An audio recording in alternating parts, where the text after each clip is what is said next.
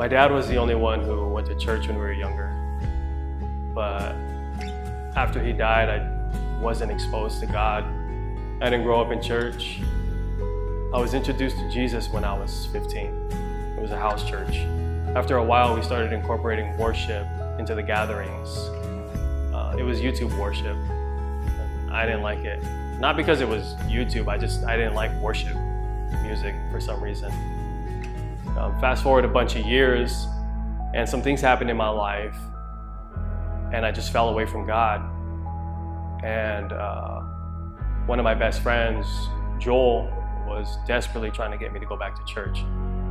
And he even told me that there was this church whose worship team were basically like professionals. And I was just like, so what? I don't care about that.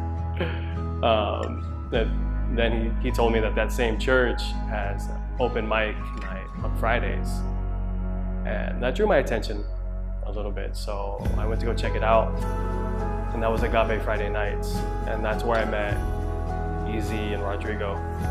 And I also met my wife, Diane, there. Eventually I started going to that church. And even then I would show up late because I just didn't like worship. I didn't like raising my hands. It was just all too awkward. So there's a couple brothers, and God chooses the smallest one to slay the biggest enemy. And there was this army attacking all these tribes.